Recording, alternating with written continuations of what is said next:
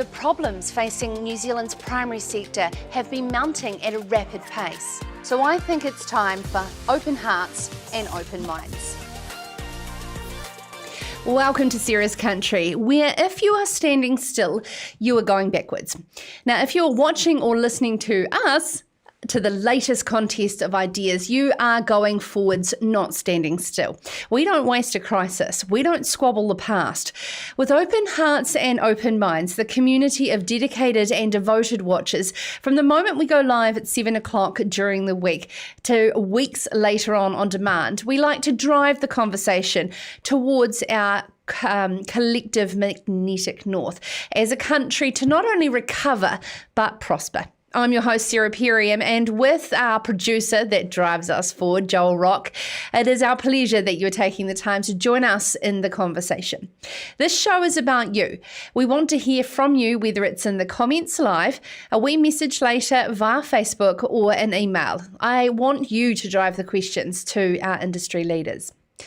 Who is going to be driving that conversation forward for the National Party? With 53 days left till the 2020 election, Todd Muller stepping down from his short tenure at the helm. Now, right now, as the show is being broadcast live, the National Party caucus will be deep in debate on whether to stay safe with a centre-left option or bring out Crusher Collins. Oh, can we just wait for that leaders' debate? With all that takes is an eyebrow lift that says everything. We have a bit of a sweepstake going here at B.linc on who we all here think may be chosen as the new leader. And I would love to know from you tonight, who do you think is going to lead the National Party? And if so, why? Of course, in the comments below, wherever you are watching across 15 different platforms that we broadcast to, I can see them all here on my laptop. And I'd love to know. Now, Joel, you've actually, surprisingly, for an Irishman, in your short tenure here in New Zealand, followed New Zealand politics kind of closely. Who do you think has a chance? I mean, it's hardly a surprise. We're talking to half the politicians on this show, so I don't know. I think, there's some underdogs out there that could come in. Like, I think Will Wood would be good. The 17-year-old, youngest, is he the youngest national candidate? Yeah, that could be interesting. God, you'd be a terrible gambler. You'd have some high stakes. Yeah, but imagine if that one paid off. The payout would be fantastic. Yes, exactly. It would pay for you to go home and come back on those flights. No surprise, the media is driving, of course, home Judith Collins as a natural standout candidate, with her popularity, of course, with media over all these years, and her spade, not a digging device approach. I used to have some great green room chats with Judith every Friday at the AM show, and she'd often say to me, Sarah, come on, admit it, National, we don't have balls really, do we? But will New Zealand First want to work with her? Winston Peters tonight spoke to Heather du Plessis, and his words clearly, I have not mixed them. We need a stable government, and we need it now. This is alluding to the current government coalition he is Deputy Prime Minister of, is it not? I look forward to discussing this with our last guest this evening. And Mike Pero tonight announces the possibility, I'm very excited about this, of Christchurch Cook Island flights. Yes, with a mystery airline, not Air New Zealand. It was -3 degrees in Lincoln this morning. So the thought of the Cook Islands is very dreamy. What hot location would you love to be at right now? We can dream. Imagine there's no COVID. I'd like to say the Maldives, diving off the overwater bungalow into a crystal clear water and swimming up to a pool bar. I'd love to know where you are dreaming of being on a very cold, frosty New Zealand evening. Joel, what's a very dreamy island escape that you've been to before? That if I was, I dream of Jeannie, and I could transport your white Irish tan to. Treat yourself. I mean, I've spent a lot of time in Menorca. It's pretty good, pretty warm. They all speak Spanish, so it feels very exotic. So yeah, it's pretty good. And sleep during the day. Have a siesta. Wee siestas are great. And just like snacking by the pool and then going for a wee dander. No, Menorca's not too bad. There we go. I might ask a couple of our guests tonight where they are going to pull up and have their Long Island iced teas in their dreams. Tonight on Serious Country, we're going to bring you a great lineup of open minds on the future of food and fibre here in Aotearoa, New Zealand. After 7:20, following Fonterra's announcement of their quest for carbon neutral milk. Is it greenwashing, or is it the future of marketing our food and fibre? CEO for Toitū Envirocare, Becky Lloyd, shares what goes on to help brands build environmental certification. Cheap chips leave bad taste. Yes, we know that. And we're going to discuss it further with Chris Claridge, CEO from Potatoes New Zealand, in studio after 7:30, and why we may have our human borders shut, but our potato growers' livelihoods are at the mercy of the borders wide open to tariff-free fries. To close the show after 7:40, who better to discuss the situation with the National Party for rural voters? I could think of no other than inviting Otago farmer and spokesman for agriculture for the New Zealand First, Mark Patterson. Also, I want his thoughts on the vision, and I'd love your thoughts as well, on the vision that's been announced for Strongwall and what he is seeing rushed through Parliament whilst the media aren't paying very much attention at the moment. Of course, one forestry amendment bill. First up tonight, while the world wasn't watching, many Kiwis in true spirit under lockdown just got on with our number 8 wire mentality and innovated new situations to navigate the effects the crisis was having on their businesses and supply chains. B.linc Innovation Director Wim de Koning joins me in studio to discuss the new awards that are celebrating success, all that in alliance with the great team at Farmers Weekly. Up next on Serious Country. This is Serious Country. Every morning, Kiwi farmers wake up to produce high quality food. Yet, every night, some Kiwi families are going to sleep hungry. Meet the Need is a charity founded by farmers, and it's here to change all that. We're about New Zealand farmers feeding New Zealand families by donating a small part of what we grow when we can. You can help us make sure no one in New Zealand goes to sleep hungry again. Visit meettheneed.org and follow us on social.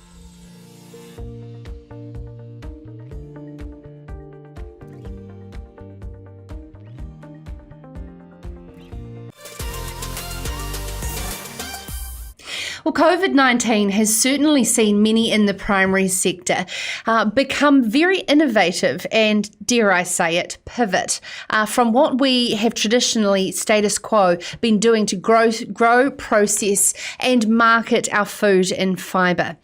Now, it's of course important that we take time to stop and celebrate success, something that sometimes we fail to do with our head down, bum up Kiwi attitude. I'm joined now in studio with Innovation Director Wim de Koning here at B.linc, of course, where we broadcast every night of Serious Country. Wim, thank you so much for taking the time to have us. You're very welcome. To start with, here at B.linc, it's been an absolute pleasure and privilege to be broadcasting from here, especially over lockdown when we pivoted ourselves. Can you tell us a little bit more about B.linc and what you do? Yep. B.linc is an innovation hub. It is part of Lincoln University, and basically the concept is quite simple.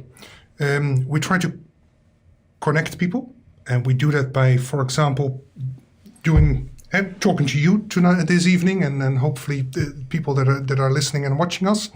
But we also do that through our events. So this week we hosted Damien O'Connor, from the Minister of Agriculture, but we also do that by raising large topics, talking about on-farm innovation, talking about large topics where we try to create this neutral ground where we actually talk about this. And the nice thing about this, when people come together and they are joined by a topic, they start to talk. And we are funny creatures, because when we start to talk and we agree with each other, or we are being challenged by each other, we like to collaborate. And the cool thing is, if we start to collaborate, then hopefully innovations will happen. So that's basically the triangle that B.linc Innovation is working with. So basically what we do is we connect, we stimulate collaboration, and hopefully then we will facilitate innovation. And of course, we've seen over COVID, of course, a lot of this crisis has bred innovation. So we should actually let's start to get into how many didn't waste an opportunity, and how sometimes these things breed things we would have never imagined possible. Yeah, the cool thing is like it was triggered. The owner of Farmers Weekly and myself, we were stunned when people were saying, well, we need to restart our economy, we need to revitalize. And we were like saying, well, how do you do that? Where's the button that you do that? Is it a key that you put in and that you can turn and then bloop, the economy starts again? No, of course it doesn't, because if it was that simple, we would have already done that. So basically then the two of us started to talk and basically decided, well, the only thing that would really help if we could start celebrating success, because who doesn't want to be part of a winning team? Who doesn't want to be successful? And so that's where this idea basically came from, because what we saw during COVID is that here in New Zealand, we are so innovative. We are so smart. We are so good in creating workarounds, and whether it's allowing people on your farm in a virtual way, or moving from a physical market into an online market, or suddenly getting help from people in your community, that suddenly your farmers market is suddenly something that you post on Facebook, and you've never done that before. So we were basically coming together, and that's where the idea came from. Let's celebrate success, and let's give people awards for that. And we individually celebrate in silos across the industry. How does celebrating success, the awards, that is a collaboration between B.linc Innovation and Farmers Weekly, with award entries closing shortly, how do they differ in the different categories that you're looking for to celebrate? Well, basically what we said, well, let's keep it really simple. Let's keep the threshold really low. So everybody that had a good idea and everybody that changed their way of working is welcome to enter. So the threshold is really low. So if I'm a beekeeper, or if I'm a horticulture person, or if I'm a year 12 or year 13 student and came up with a brilliant idea, you're very welcome to enter. We have 3 categories: on-farm innovation or on-farm success, from after the farm gate. So basically from your farm to consumer type of innovation. So how did you start marketing a new product? And of course the tech input from the young minds that we have here in New Zealand, that are basically looking at the future tech creative innovation, mainly focused on year 12 and year 13 students. And an amazing prize to target those year 12 and 13 students as well. Absolutely. The year 12, year 13 students, if they can basically get a tuition-free undergraduate degree, or at least they still need to do their exams and stuff, but at least we will pay for their tuition. And for the businesses that actually enter with their success stories, basically what we'll offer them is something that is really custom made for them. So in other words, we're going to make sure that we will help them with some business guidance, or we help them with a connection towards another industry, so they can start working together and perhaps innovate a new diversification to the business system. So we will actually work with these winners to make sure that they have a price that really fits their need, and so that they can actually grow their business. But sometimes it's absolutely not about the prize at all. It's very much about the fact that in New Zealand we have to breed and nurture a culture of celebrating success, full stop. Absolutely. And the cool thing is, and that's where the partnership with Farmers Weekly is so brilliant, How cool will it be if you get the Farmers Weekly in the post and you flick it open, or even perhaps on the front page, it is your picture and your success story. So that is part of it as well. It is about really celebrating success. It is not about having a big prize or becoming a multimillionaire. No, it's basically helping our economy to move forward.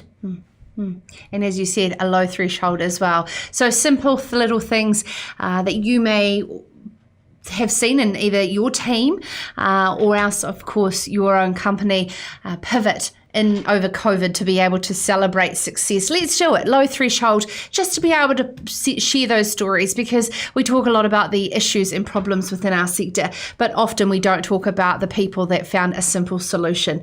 So thank you so much for taking the time to join us in studio. B.linc Innovation Director, Wim de Koning. Now, coming up in Sarah's Country, after the break, we're going to be joined by the new CEO of Toitū Envirocare Solutions, who are behind Fonterra's new carbon neutral milk. Is it just greenwashing, or is there a lot more depth to this consumer-led innovation? This is Sarah's Country. One of the first things you learn when you live out here is where to shop for the things you need to live out here.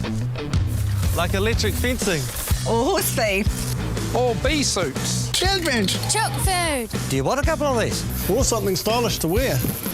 Not everyone's got stuff like this. But at Farmlands we do, and then some. So if you need anything to help you farm, Grow, milk, dredge. Rhea, come on in. Because we're out here too. Delicious doesn't start in a single moment or with a single ingredient.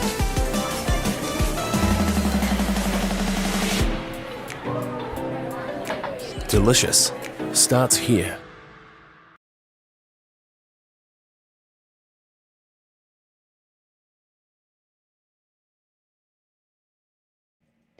Now, as a company, if you have certifications from Toitū Envirocare, it is proof you are taking action on climate change.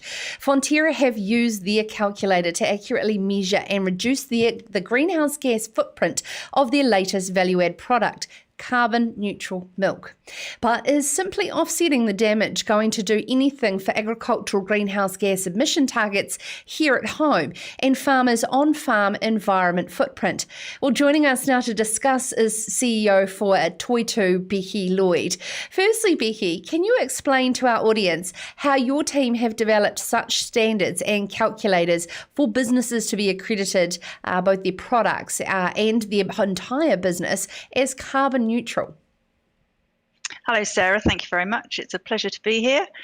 Yes, so Toitū Envirocare has been around for quite a while, more than 10 years, helping businesses and other organisations to measure, manage, reduce and offset their carbon footprints and generally take climate action. So what we do most commonly is to help organisations measure and manage their overall organisational footprint, as you say. So there are many organisations in New Zealand that are already certified carbon zero. And what that means is that they have measured and we have certified and audited that their carbon footprint is accurate, and then they have purchased carbon credits to offset the balance. Increasingly, what we're seeing now, and Fonterra is one of the pioneers in this space now, is interest in carbon zero products.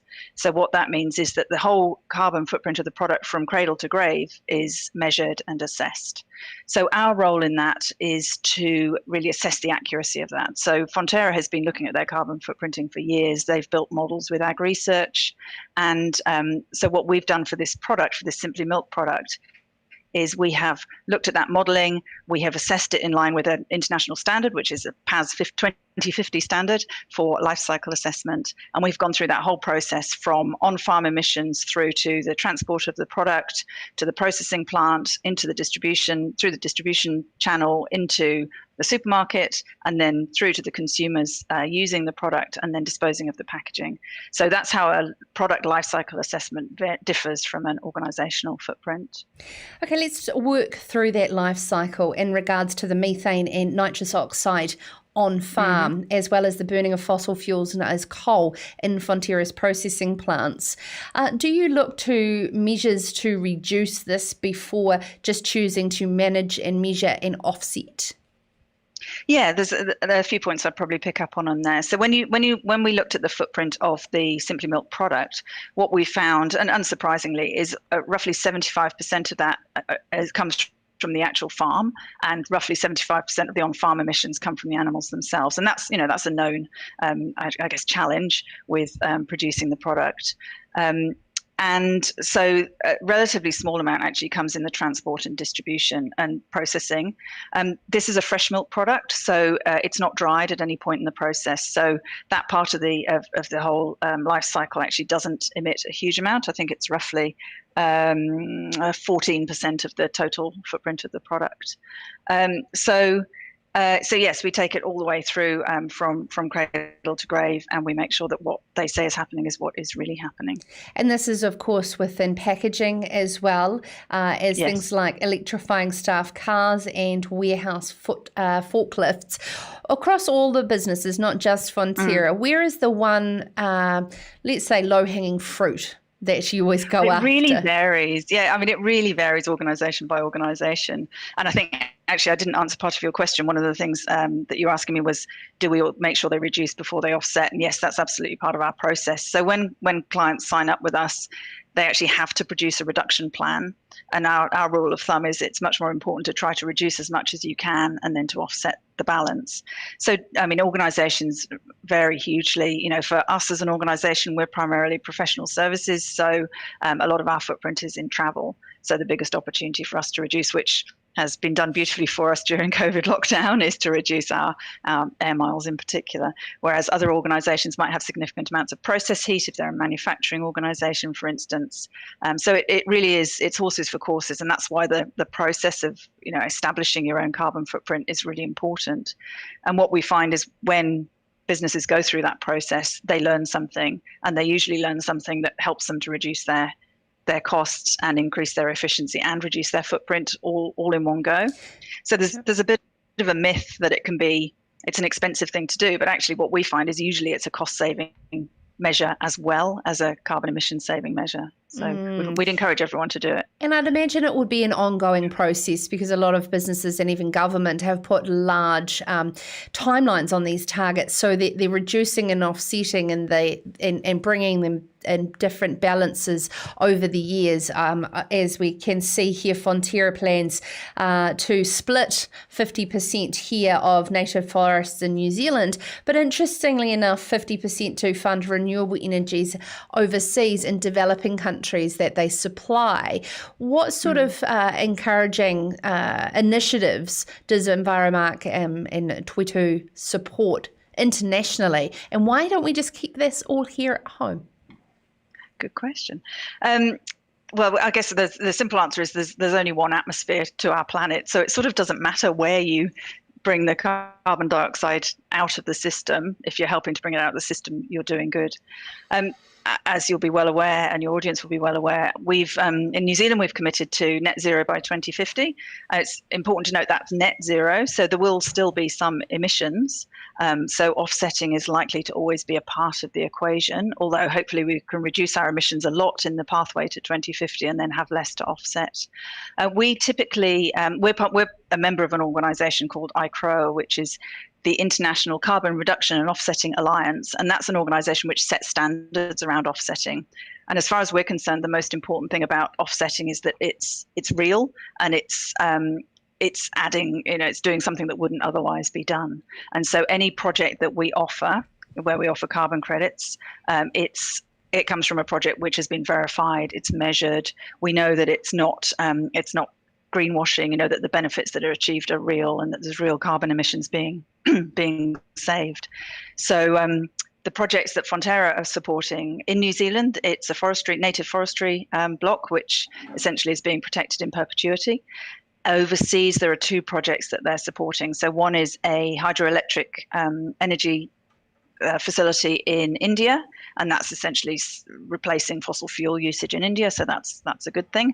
And the other one is cook stoves in Bangladesh. So traditionally, the cooking would be on an open fire, which would be quite inefficient and would emit lots of soot and particulates. These efficient cook stoves require less fuel, so you're burning less, and also they're much cleaner, so they have additional benefits like health benefits. So as long as the projects are properly verified and approved and measured, then it's a very legitimate way of reducing your carbon footprint. Now, I'm not choosing to ask this to politicize what you do, but I do need to ask because sometimes I can just feel my ears burning, like my audience want me to ask this question. Fair enough. But verifying the projects, is it the environment above all else, or do you take into account the community flow-on effect of offsetting? And I am, of course, talking about blanket plantation forestry, which of course is extremely topical here in this country and extremely deep into the hearts of our rural audience. Yeah, and it's a really good question. And we're in the voluntary sector of carbon offsetting, and we don't actually do any exotic carbon credits. So we only permit natives because of all of those co-benefits you're talking about. So in our portfolio of carbon credits, you won't find exotics. Because actually all of the sustainability practices are important. Carbon is the issue of today because we know urgent action is required, but you don't want to do carbon at the cost of other things. So one of the other criteria, which is a kind of an optional criteria that we use with our carbon credits, is to make sure that they have additional benefits beyond just the carbon benefits for exactly the reasons you're describing. Now, this was very much talked about when the Zero Carbon Act was very first brought into discussion. Every farmer in New Zealand wanted a calculator badly to prove whether they were carbon neutral on their particular property. Yes. Have we got to that phase? I know there was something down at Lincoln, and we can do it for households. Yeah. Is it developing for individual farms?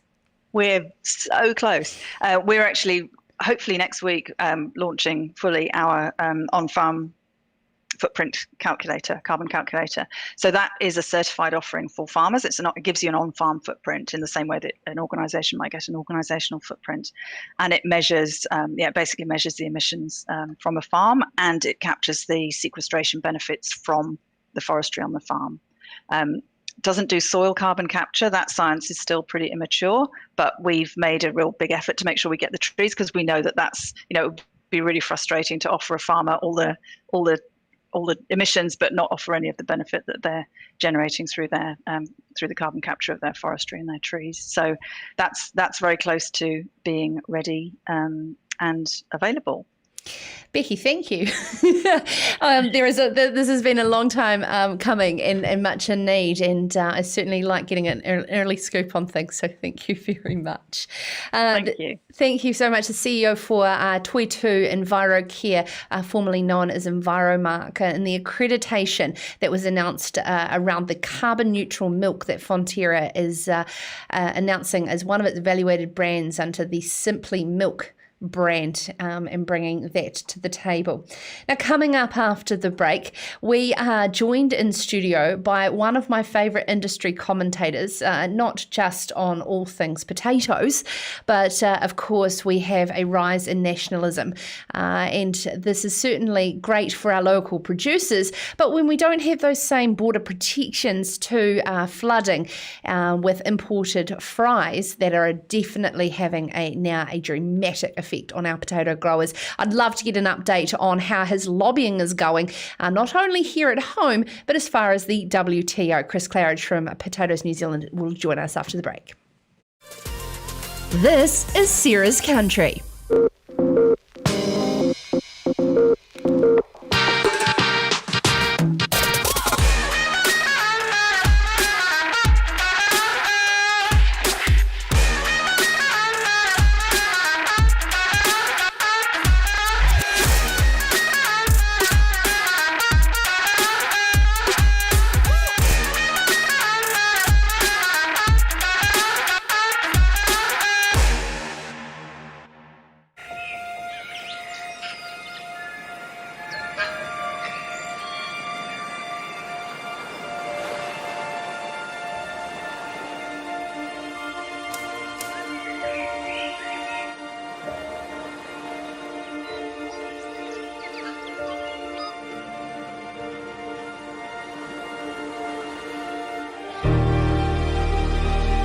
Aotearoa New Zealand has always been a land that has provided for its people.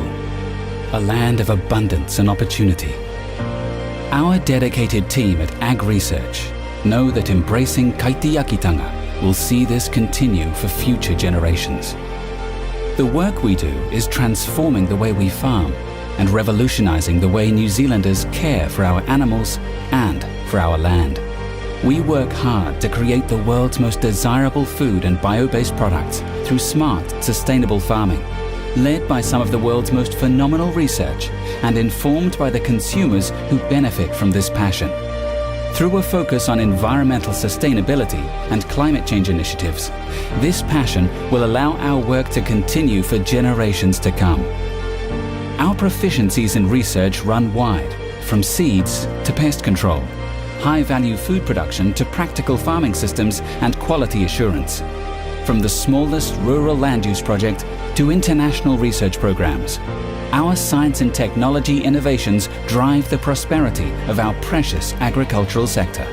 It's through this research that New Zealand retains its position as a scientifically advanced global agricultural leader.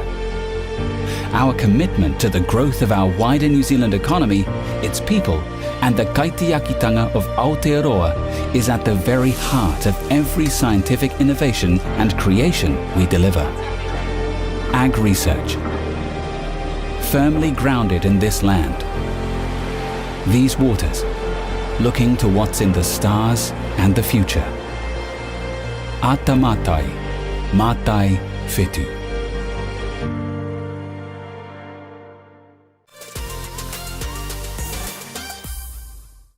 Well, as a champion of free trade, New Zealand must be sure of its facts before taking any action to impose punitive duties on imported potato products, said to have been dumped on the local New Zealand market because of a glut in Europe caused by COVID-19 lockdowns, affecting their food service industry.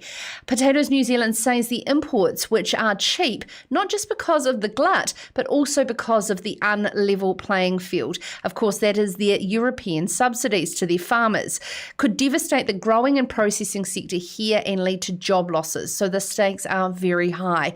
We continue to follow this story because it is important. CEO for Potato New Zealand, Chris Claridge, joins us now in studio. And of course, I would love your questions at home to him as well, because I know that you love when we get Chris on the show. So thank you so much for joining us tonight in studio, Chris. Update from last time. Good evening, Sarah. It's great to be here with you and Joel in your studio. So a quick update of what's happened is we identified in May that there was significant risk posed to us by Europeans dumping into the New Zealand domestic market, as well into our offshore export markets. And we approached the government and had a series of conversations with officials, and we have investigated further and found direct evidence of a significant rise in exports from Holland and Belgium to New Zealand, which constitute a threat, and we have an ability using domestic legislation to seek the government to intervene and place duties at the border.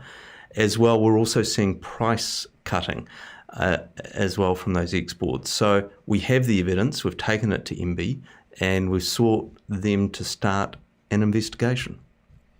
Okay, things move slow in any ministry, let alone when it comes to this. Why not go straight to the World Trade Organization? Well, so there's two basic paths that we can go down. One is using the Trade Safeguards Measures Act, and the other one is the Dumping and Countervailing Duties Act, both of which pieces of legislation we have at our disposal. But the WTO route, or the Temporary Safeguards Measures Act, is quite a blunt instrument, and also there's a high threshold to get over in that respect. And let me make this clear that we're not against free trade. We absolutely are proponents of free trade, but free trade doesn't mean no rules. And domestic legislation here in New Zealand is in line with international trade agreements, that it technically protects our industry from the predatory activities of agents offshore. And that's exactly what we're seeing here, where we're being targeted. So where Europe's overall exports each month is down by 50%, their exports to New Zealand have gone up by 50%. So they're actively targeting not only New Zealand, but also Australia and Southeast Asia, because the impacts of COVID-19 are not as pronounced in this area in New Zealand. And so therefore, you could say that they were targeting us. Now, they produce and export 400,000 tonnes per annum. Our total annual production is around about 150,000 tonnes. So in 2 weeks of their exports can wipe out our entire industry. That gives you an idea of the scale that we're facing. Now, we are an exporting industry. We export to 400 countries.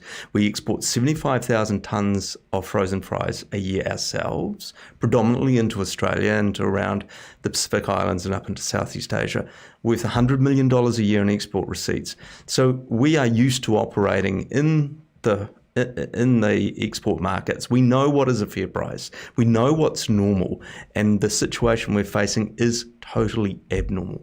Are you able to break it down for us in regards to the SPUD for a non-level playing field of the subsidies these European farmers get to produce and what they are flooding the market with here versus New Zealand's higher input farming and what we need to sell that for effectively? Yes. So let's unpack that. Europe, as I'm sure your listeners are well aware, has common agricultural practice. They have subsidies that they subsidise their farmers, and they have agreements that bind them in how they operate. What happened was at the end of March, effectively, they were let off the leash. There was new rules published that allowed them to each country to, in a sense, intervene even more than what they normally do. And the Dutch responded by setting up a $90 million fund to fund growers directly and to fund the potato, to try and dispose of the potato mountain they had. And they were directed to, if they received monies for those potatoes, to give them to a food bank or direct them to green energy or to stock feed. Now, I would argue that that's relatively difficult to police, and we've got direct evidence that in effect that subsidised product ended up being processed. So they could effectively get more by processing it and exporting it than they would taking the... Oh, goodness. Yes. So you'd like to be a potato farmer in the Netherlands with those options. Yeah, well, to be fair to them, it is a difficult situation they've got, and we get it. They've got excess supply in their market because of demand interruptions, but that doesn't mean that you then dump it on another country. You don't export your problem, you deal with it, and you don't break international trade rules, which in effect is what is happening here. Okay, so what sort of detrimental effect is happening on our potato growers and their seasons? How long have we got before this actually wipes out an industry? Well, so how the industry is structured is around about 50% of all potatoes planted goes into chip manufacture. So how the processes work, and we have 5 processors in New Zealand, they issue contracts to growers. And those contracts, in a sense, underpin the agribusiness operations. Now, what happens is if the processors aren't confident they can, compete, and in this case they're facing competitors who are prepared to undercut by 20 to 40% in the marketplace, what they then do is reduce their contracts, or in some cases may not issue contracts. So you get a diminishing confidence in the industry, and people exit the industry, and over time it slowly spirals down. But we think in this case that this could happen quite quickly. So in a sense that processors could argue force majeure and say, look, we can't accept your potatoes anymore.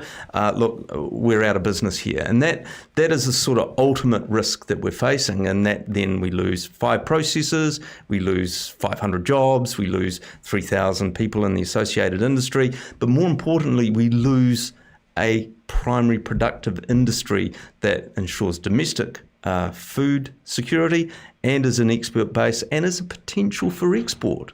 And we had an aggressive export growth because we can produce fries competitively here. We're renowned in terms of our productive ability. We compete very well on the world market. We were seeing double-digit growth into Asia. All of these things were lined up. And the Europeans, don't get me wrong, they know exactly what they're doing here because we compete against them. And we compete against them into the Australian market and into Southeast Asia. So it would be very useful if we went away.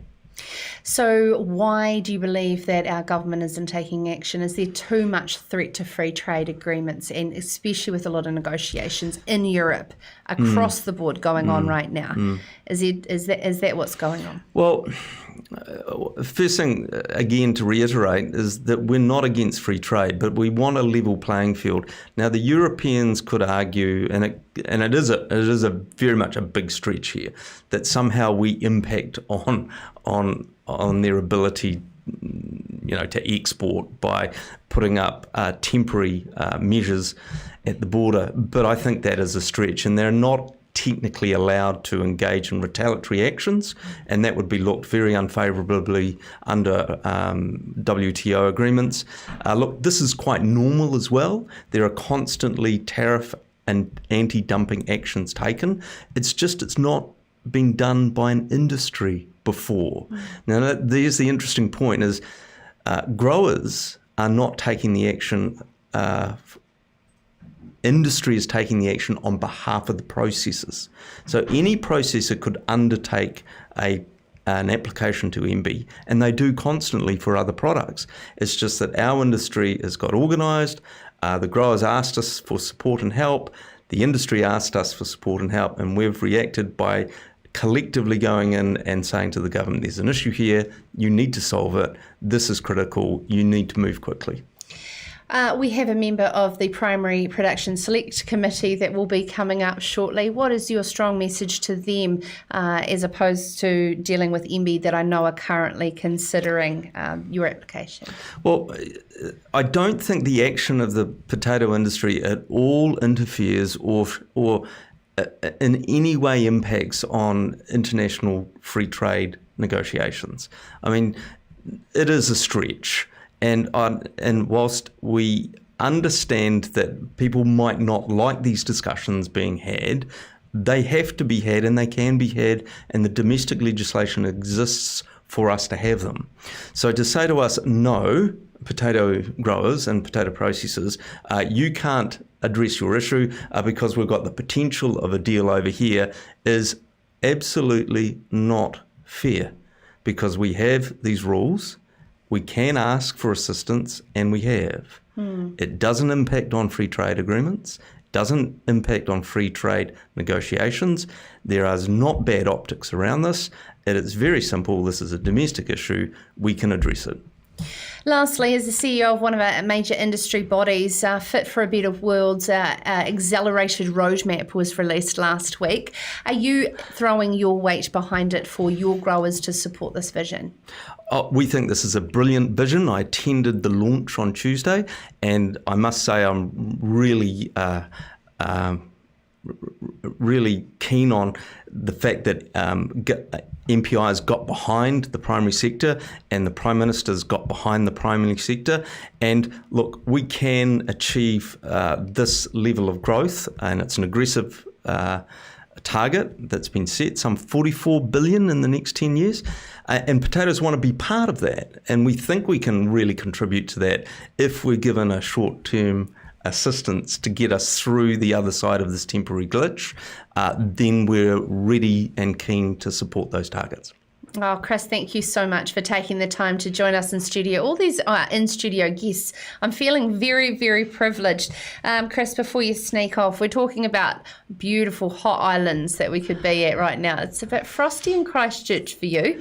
Where would you jump on a plane to? Well, as a North Islander, I've found it as a surprise to come to the what was it today here in Lincoln? -3 this morning. -3 here this morning. But I did grow up in Christchurch, so I'm well used to it. Yes. I'm actually looking at Chatham Islands. Hey. I'm keen to go to the Chatham Islands. I think the Chatham Islands is really a hot tourist destination, I think, to go out there and celebrate our unique offshore subantarctic islands. I think it could be a really great foodie destination. It is a great producer of many different things of food, but to pull those things together, tourism, hospitality, unique Chatham Islands hospitality too, and you can jump on a plane from Kapiti Coast. Yes, apparently, because Air New Zealand no longer fly to and from Paraparaumu Airport, Chatham Air took over that link, and I've discovered I can fly to Chatham Islands from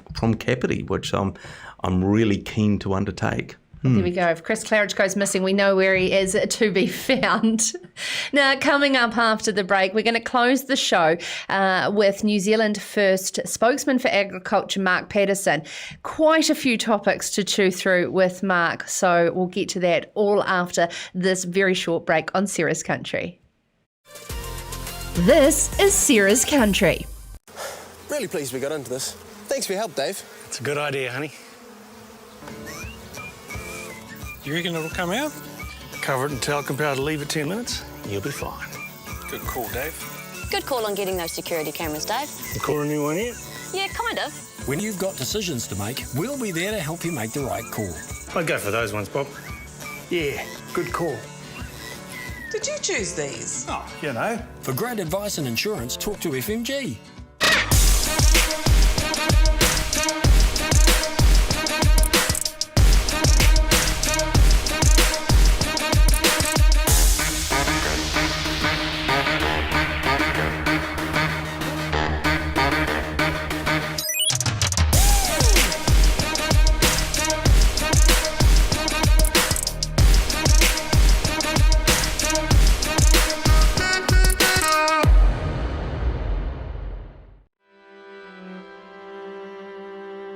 B.linc has its own team of innovation specialists. It's our job to lead the way, working with some of the most cutting-edge science and research. We've got partnerships with some of the best suppliers in the world, so our farmers get the very best products for New Zealand farms. And in every region across the country, the conditions are very different, and farmers and growers' needs are too. That's why we're always looking for solutions that are just right, like here at our Huntly Service Centre. And here in Canterbury, we've got a self-service silo, so I can pick up fat when it suits me. And here in Morrinsville, we've got a world-class mill. That means that we can safely deliver our customers with the freshest, highest quality feed and minerals. It's about putting the customer first because that's what drives our business. We've been focusing on faster turnaround of orders. We've got to get the right products to the right places at the right times. Here in Taranaki, we've got New Zealand's only urea manufacturing plant. It's where we create our premium sustained fertiliser. We're supplying nationwide and working locally. By getting to know you and what you want to achieve, we can help you get there. And with the new My B.linc platform, B.linc has put my farm at my fingertips. In fact, we offer support in all sorts of ways, sharing the best nutrition practice with farming families across the country. Whether we're talking about animal health, farm productivity, or looking after our natural environment, sustainability underpins everything we do. We use our local expertise and the latest tools to help farmers and growers navigate the changing regulations, so you can leave your farm in great shape for the future. And we can be really accurate, avoiding areas like wetlands and waterways with our award-winning Spread Smart tech. It makes the job far safer, more efficient, and gives you the best results. When you've got access to that kind of know-how, you've got the support you need to make sure you're farming sustainably. It's that kind of thinking that'll keep us going for generations to come. Together creating the best soil and feed on earth.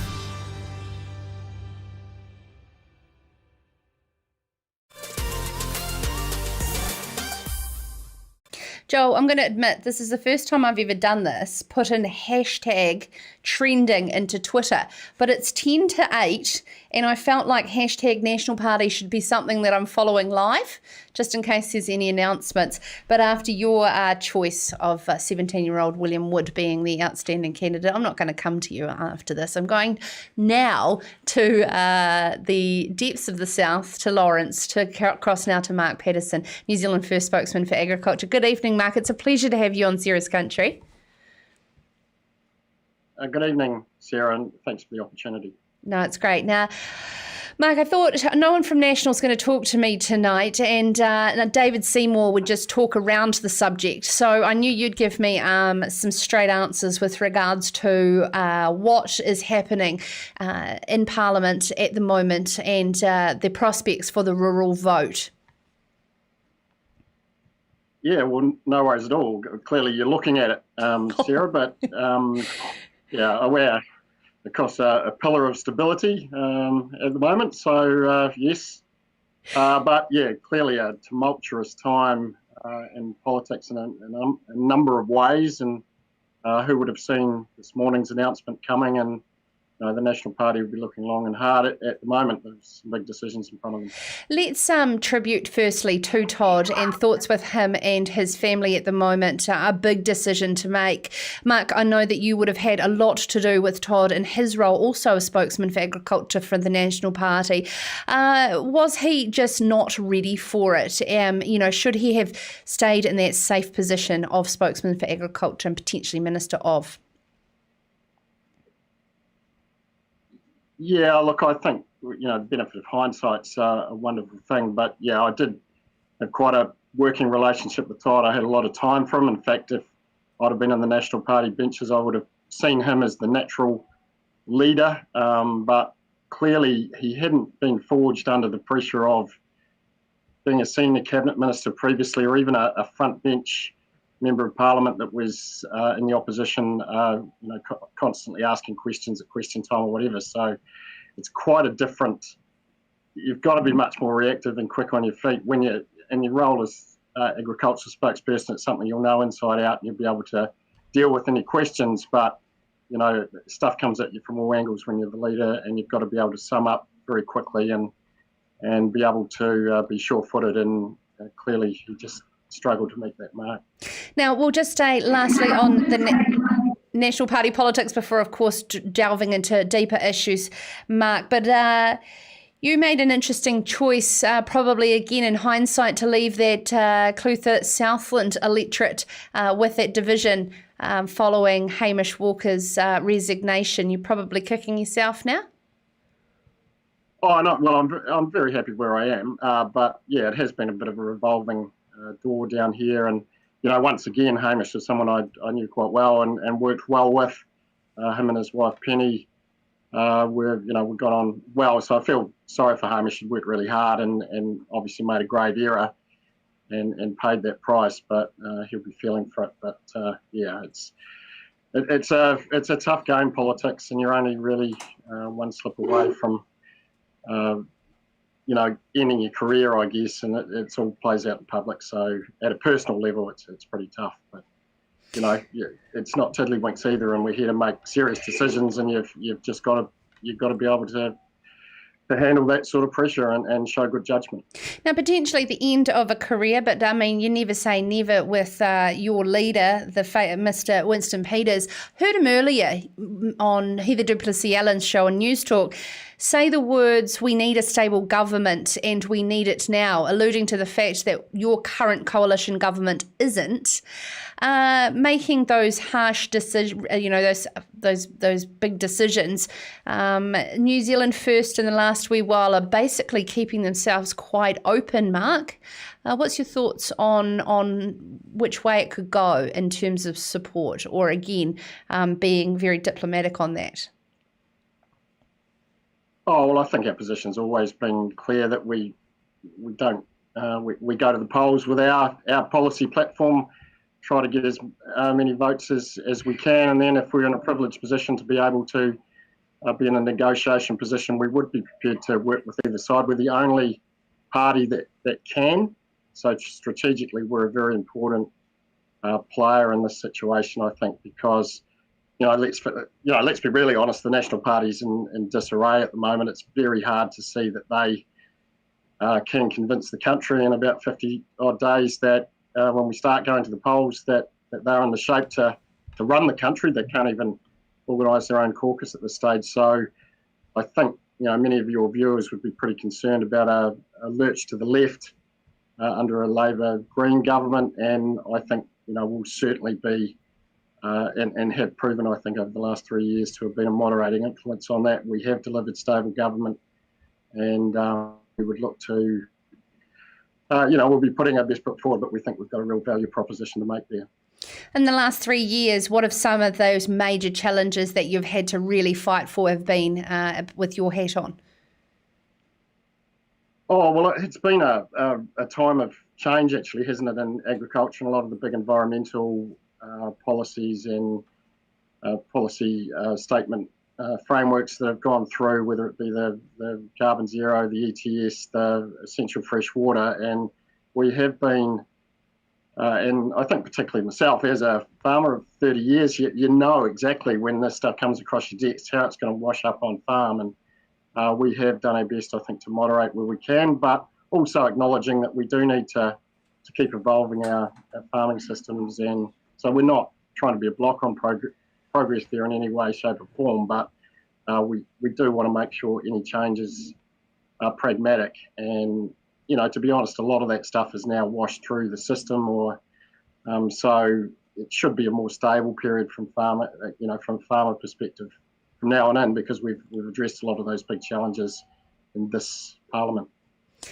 Are they fully addressed though? I mean, there's a lot of rushed, urgent policy still going on, and particularly in the Forestry Amendment Bill. Still beg your pardon, Sarah, you've just broken up. Yeah. A little bit. I just said in regards to the rushed Foresters Amendment Bill, that has been the latest thing. I worry a lot about what is happening when media are, of course, attention diverted to a lot of just general politics that is going on of the day. Oh, the Forestry Bill, yes, that's, for Parliament, obviously, at the moment. It has had a bit of pushback, but it's actually had a reasonable amount of support too. I think there is some stuff there that needs sorted out in terms of the log traders. We really want to add some more value to the onshore. I mean, it's a huge wasted opportunity seeing those rural logs go off. So for a bit more security of supply for our domestic processors, which is the underlying theme behind this, will be a positive thing. Whether we've got it quite landed quite right yet, I guess that's playing out at the moment, but I think the intent of it is a good one. Okay, so the level of consultation across all agricultural policies in the last 3 years, do you believe has been fair, and everybody, all the stakeholders have been heard in these decisions? Well, certainly in if you go back to the essential fresh water, that was hardly ideal, and it was us that pushed for a lengthening of that consultation process, and then of course it took quite a while to work its way through the system, and much of that was because we were asking the hard questions behind the scenes. So there has been a lot of change to do. We're getting through that, and we've set ourselves up on a more sustainable pathway. As an Otago sheep farmer, Mark, I must end on wool. What do you make of this very, very long process to get a short report of a vision that outlines a few things that we've seen before?